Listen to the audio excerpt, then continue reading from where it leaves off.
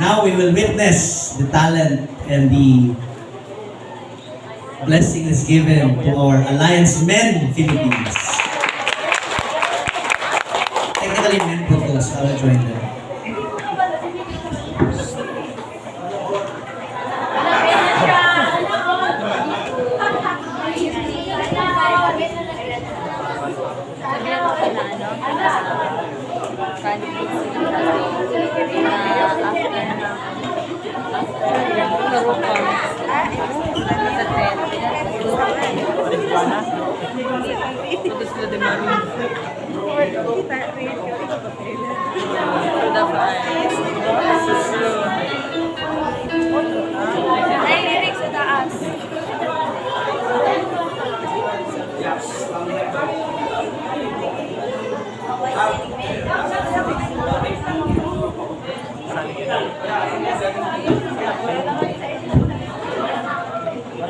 Mike sila kanina, Joseph.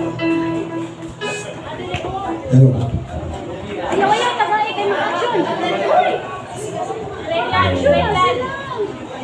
Sige. Madalang sa labay. Kunting katahimikan lang po. Sana.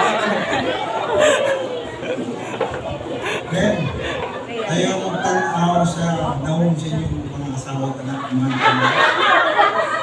Dito lang po sa ako, kung sa ako. Kaya ang atong kataon, langit na yun eh.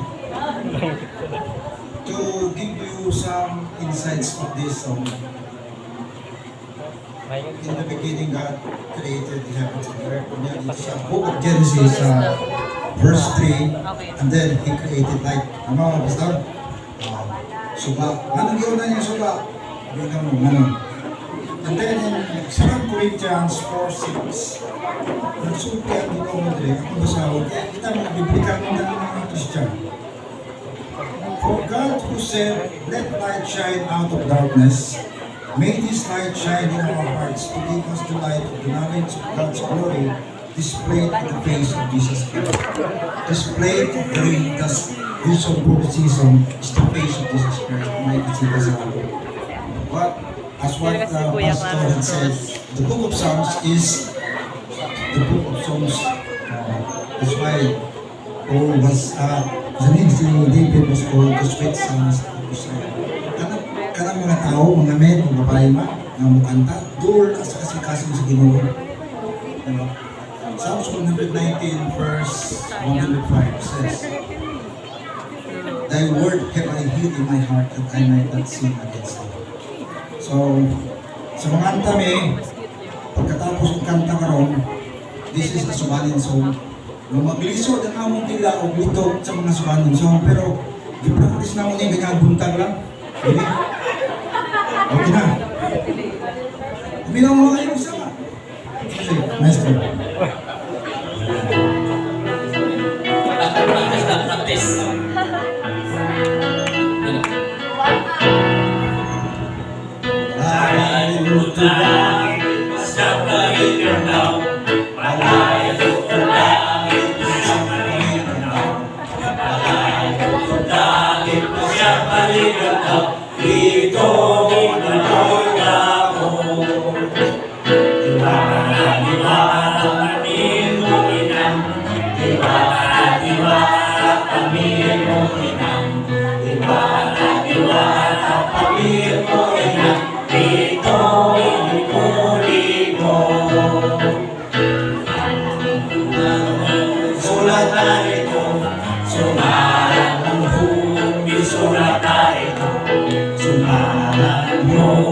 Sulat na ito, dito ibangamon.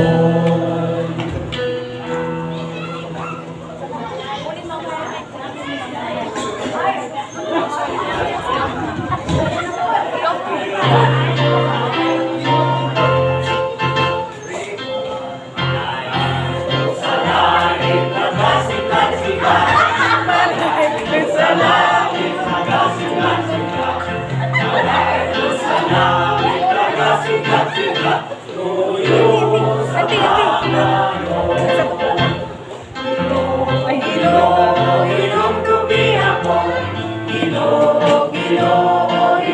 inumdugi ako, Ginoo, inumdugi ako sa imong pagbalik.